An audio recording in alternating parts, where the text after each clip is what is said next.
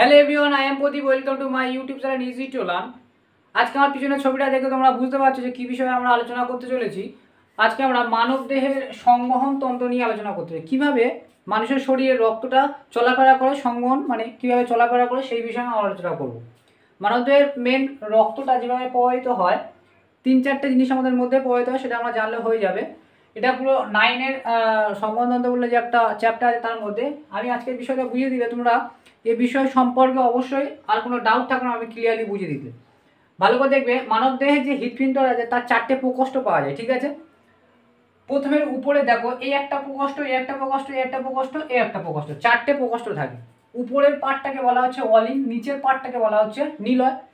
এই দিকটাকে বাম বলা হচ্ছে, এটাকে ডান বলা হচ্ছে। ভালো করে দেখো, আমি যদি এখানে দাঁড়াই, এই দিকটা বাম হচ্ছে, তাই জন্য এই দিক হিসাবে তোমরা মনে করবে যে এদিকে না, এদিকে ডান, এদিকে বাম। সবসময় নিজেকে এইভাবে দেখবে, তাহলে এদিকে কি হচ্ছে, বাম হচ্ছে। তুমি যখন খাতাতে আঁকবে তার মানে কি, এদিকে বাম হবে, এদিকে ডান হবে, ঠিক আছে। যেটা আমাদের অবশ্যই যখন আমরা পড়াশোনা করি তখন এইভাবে গুলাতো, কিন্তু এইভাবে মনে রাখবে, ঠিক আছে। এটা হচ্ছে বাম অলিন, এটা হচ্ছে ডান অলিন, এটা হচ্ছে বাম নিলয়, এটা হচ্ছে ডান নিলয়, ঠিক আছে। হৃৎপিণ্ডটা এরকম। এবার জিনিসটা লক্ষ্য রাখো, এর মধ্যে কি কি জিনিস মানে অ্যাকচুয়ালি রক্ত যে বয়ে নিয়ে যায়, সংবহন নালিকা বলা হয়ে থাকে, যে রক্তটা বয়ে নিয়ে যার মাধ্যমে তারা সংবহন পরিবহন, যেরকম রাস্তা পরিবহন বলা হয়ে থাকে, পরিবহন গাড়ি রাস্তার মধ্যে যায়, তাহলে পরিবহন রাস্তা হচ্ছে পরিবহন নালী, তাহলে বলতে পারি। সেরকম রক্ত কার মধ্যে দিয়ে যায়, রক্ত যায় শিরা এবং ধমনির মধ্যে দিয়ে চলাফেরা করে, ঠিক আছে। একটার নাম শিরা আর একটার নাম ধমনী। কাকে শিরা কাকে ধমনী সেই বিষয়ে আমরা দেখবো। সবসময় ভাববে ধমনী তাকেই বলে যে সে সবসময় হৃৎপিণ্ড থেকে রক্ত বার করতে থাকে, হৃৎপিণ্ড থেকে রক্ত বার করতে থাকে। ভালো করে দেখবে, এই হৃৎপিণ্ড থেকে রক্ত বার করে নিচ্ছে না, তাহলে এও কী হবে, ধমনী হবে। এবার এই সব ধমনীর কি কেন নাম হচ্ছে সেগুলো আমরা বলবো। আবার এই দেখো, এই এখানে থেকে ধমনী, এর মাধ্যমে রক্ত বার হয়েছে মানে কি, রক্ত বেরিয়ে যাচ্ছে, মানে হৃৎপিণ্ড থেকে রক্ত ছড়িয়ে যাচ্ছে, ঠিক আছে। ছড়িয়ে যাচ্ছে হৃৎপিণ্ড থেকে, মানে আমি বলতে চাইছি চলতি ভাষা বা তোমরা বুঝতে পারো সেগুলো বলছি, যে রক্ত যদি হৃৎপিণ্ড থেকে বার হয়ে যায়, যে নালীর মাধ্যমে বার হয়ে তাকে বলা হয় ধমনী। আর যে নালীর মাধ্যমে রক্ত এসে হৃৎপিণ্ডের মধ্যে মানে প্রবেশ করছে, সেই নালীটাকে কি বলা হয়, সেটাকে বলা হয় শিরা।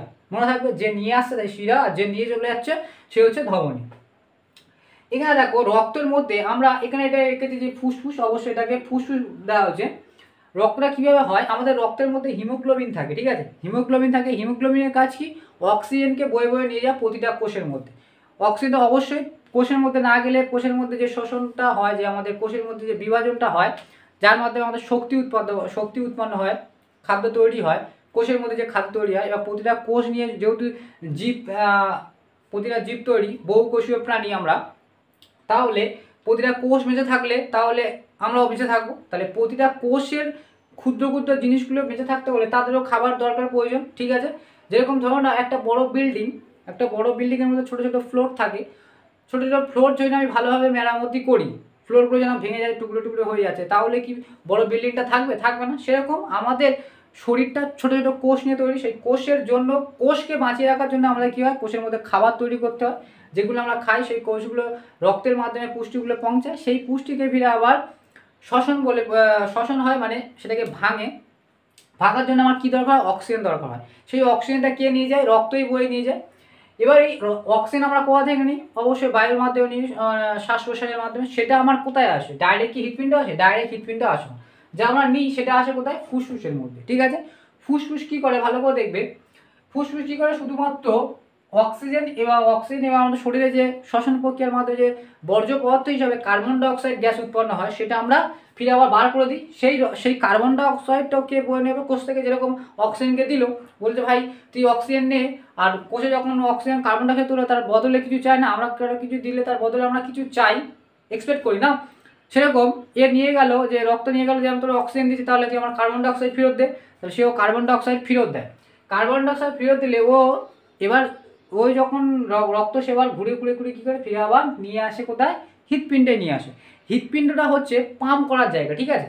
কোনো কিছু পাম্প না করলে ছুটবে না, ঠিক আছে। তাই জন্য হৃৎপিণ্ড সবসময় সংকোচন প্রসারণ হয়। সংকোচন প্রসারণ মানে হৃৎপিণ্ড পাম্প করলে তবে রক্তটা ছড়িয়ে যায়। এছাড়া হৃৎপিণ্ডের কোনো কাজ নেই।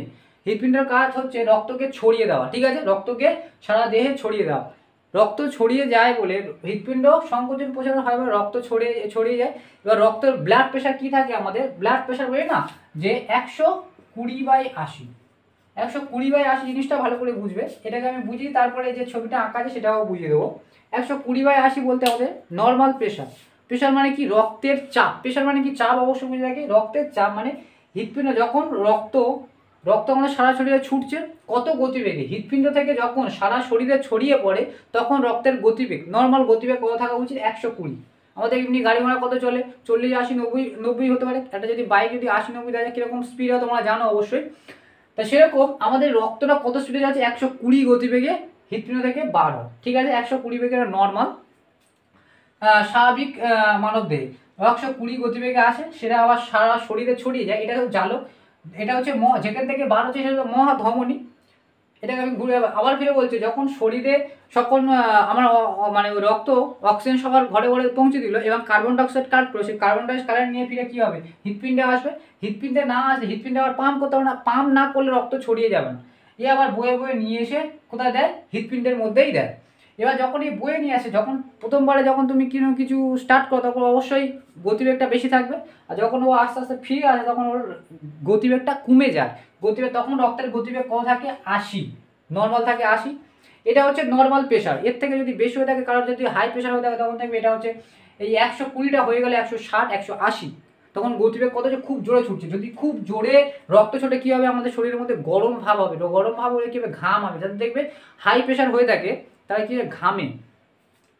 আর যাদের লো প্রেশার হয়ে থাকে, লো প্রেশার হয়ে গেলে মানে রক্ত আস্তে আস্তে নিয়ে যাচ্ছে, যত রক্ত আস্তে আস্তে যাবে, রক্তের মধ্যে থাকা অক্সিজেন আস্তে আস্তে কোষের মধ্যে পৌঁছাবে, আর কোষের মধ্যে দেরিতে খাবার তৈরি হয়। দেশি খাবার যদি তৈরি হয় শরীরের মধ্যে, তাহলে কী হবে, আমাদের দুর্বলতা ভাব আসবে, দুর্বলতা, মাথা ঘুরবে। তার মানে যাদের লো প্রেশার হয় তাদের দেখবে সবসময় ঝিমোনোর একটা ভাব, মানে দুর্বল ভাব দেখা যায়। দুর্বল কেন হয়, জানে অক্সিজেন আমাদের ওই যে কোষের মধ্যে যে অক্সিজেনটা পৌঁছানো দরকার সেটা পৌঁছচ্ছে দেরিতে, দেরি হওয়ার জন্য সব কিছু লেট হচ্ছে। সেই জন্য আমাদের শরীরে সেই সঙ্গে সঙ্গে খাদ্য তৈরি হচ্ছে না। খাদ্য না তৈরি হলে আমাদের শরীরে কোষগুলো সতেজ থাকছে না, এবং সতেজ যদি না থাকে তাহলে আমাদের দেহ সতেজ থাকছে না।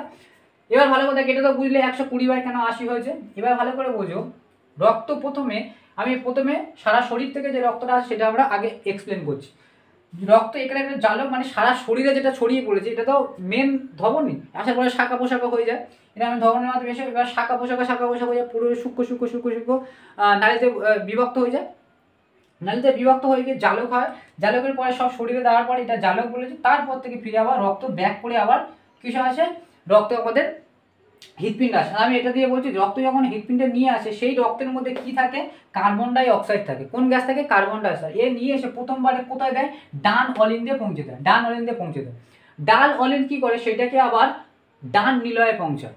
ভালো করে দেখবে হৃৎপিণ্ডটার নিচের দিকটা, এই যে আমরা দু রকম করেছি, এটা হচ্ছে হৃৎপিণ্ডের পুরুত্ব ভাব আছে, মানে কতটা থিকনেস। দেখো নিচের দিকে এই যে এটা হচ্ছে পার্টিশন, এই এপারে একটা পার্টিশন, এপারে পার্টিশন, এটা মাঝখানে পার্টিশন।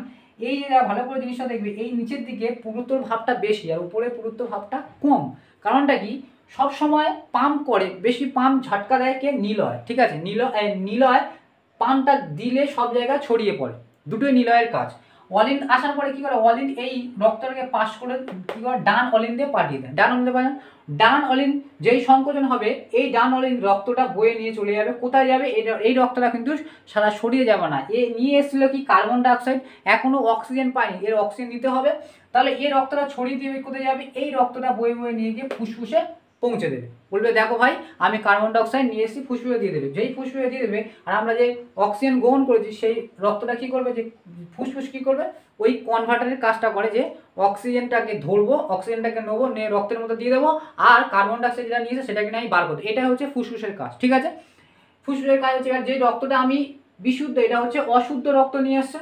এবার আমি কি বলেছি ভালো করে দেখো, যে রক্ত হৃৎপিণ্ড থেকে বয়ে নিয়ে চলে যায় তাকে বলা হয় ধমনী। তাহলে এটা কি, আমরা জানি ধমনী সবসময় শুদ্ধ রক্ত বহন করে, এটা মনে রাখবে, ধমনী সবসময় শুদ্ধ রক্ত বহন করে। কারণ এখান থেকে ধমনী সারা শরীরে কি রক্তটা ছড়িয়ে যায়, ধমনীর মাধ্যমে ছড়িয়ে যায়। ধমনী সবসময় শুদ্ধ রক্ত, কিন্তু ব্যতিক্রম শুধুমাত্র একটা মাত্র ধমনী, যেটা হচ্ছে নাম হচ্ছে ফুসফুসীয় ধমনী। ফুসফুসীয় ধমনী কি করে, অশুদ্ধ রক্ত বহন করে। অশুদ্ধ রক্ত কাকে বলছি, যার মধ্যে কার্বন ডাই অক্সাইড থাকে। এখানে দেখো শিরার মাধ্যমে আমাদের হৃৎপিণ্ড, তাহলে এই যে শিরা সবসময় কি ধরনের রক্ত বহন করে? অশুদ্ধ রক্ত, মানে কার্বন ডাই অক্সাইড যুক্ত রক্ত বহন করে। শিরা সবসময় কি করে? কার্বন ডাই অক্সাইড যুক্ত রক্ত বহন করে। তাহলে শিরার স্বাভাবিক নেচার হচ্ছে কার্বন ডাই অক্সাইড, মানে অশুদ্ধ রক্ত করে। কিন্তু একমাত্র ফুসফুসীয় শিরা কি করে? শুদ্ধ রক্ত বহন করে। এবার দেখো আমি এটা যেটা বলছিলাম, এখান থেকে আমার রক্তটা নিয়ে কোথায় গেল? ফুসফুসে পৌঁছতে। এটা কি, এই নালীটাকে কি বলা হচ্ছে? যখন এই ডান নিলয় থেকে বেরিয়ে যখন আমরা ফুসফুসে, এটাকে বলছে ফুসফুসীয় ধমনী। যেহেতু রক্ত যে বার করে তাকে ধমনী বলে। এখানে নিয়ে আসার ফলে এখান থেকে ও কার্বন ডাই অক্সাইড দিয়ে দিল, এবং অক্সিজেন কালেক্ট করলো। এখান থেকে অক্সিজেন কালেক্ট করে নেওয়ার পরে এই ফুসফুসীয়, এটা ফুসফুস থেকে যেহেতু আসছে, ফুসফুস থেকে যেহেতু এসে আমার যে রক্ত নিয়ে এসে হৃৎপিণ্ড দেয় তাকে শিরা বলা হয়। তাহলে এটাকে কি বলবো? ফুসফুসীয় শিরা বলা হচ্ছে। ফুসফুসীয় শিরা একমাত্রই শিরা যে মাত্র শুদ্ধ রক্ত বহন করে, মানে অক্সিজেন যুক্ত রক্ত বহন করে। এ নিয়ে এসে কোথায় দেয়? অলিন দেয়। ঠিক আছে, অলিন সেটাকে পাস করে আবার ফিরে বাম নিলয় দেয়। আর বাম নিলয় সংকোচন হওয়ার পরে সেটা আবার এই ধমনির মাধ্যমে, মহাধমনী, যেহেতু ধমনির মাধ্যমে আমরা ছড়িয়ে চলে, তাহলে এই ধমনিটা কি বলেছে? মহাধমনী। এই ধমনির মাধ্যমে ফিরে আবার সারা শরীরে ছড়িয়ে যায়। মহাধমনির মাধ্যমে এবার সারা শরীরে কি? এবার এই রক্ত হচ্ছে শুদ্ধ রক্ত। এর মধ্যে অক্সিজেন থাকে, অক্সিজেন থাকলে শুদ্ধ, আর কার্বন ডাই অক্সাইড থাকলে অশুদ্ধ রক্ত।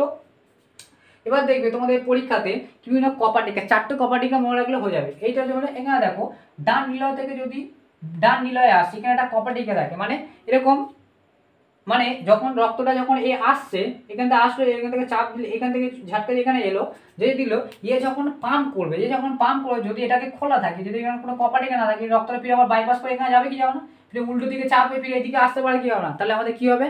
পুরো জিনিসটা, সিস্টেমটাই গন্ডগোল হয়ে যাবে। তখন কি হয়? যখন এ দিবে, যখন এ পাম্প করবে, ডান নিলয় যখন সংকোচন হবে, তখন কি হবে? এই কপাটিকাটা জুড়ে যাবে, এই দুটো কপাটিকা জুড়ে যাবে। এই কপাটিকার নাম হচ্ছে ডান নিলয় এবং ডান অলিন্দের মাঝখানে যে কপাটিকা থাকে তাকে বলে ত্রিপট কপাটিকা। কপাটিকার মানে দরজা। ঠিক আছে, এ বন্ধ হয়ে যাবে। যেই বন্ধ হয়ে যাবে তাহলে রক্তটা এই পথ দিয়ে বার হয়ে যাবে, তাহলে আর এর ভিতরে ঢুকতে পারবে না, দিয়ে এর মধ্যে আসতে পারবে না। তাহলে রক্তটা যেই বন্ধ হয়ে গেল, তাহলে এই পথ দিয়ে গিয়ে যাবে।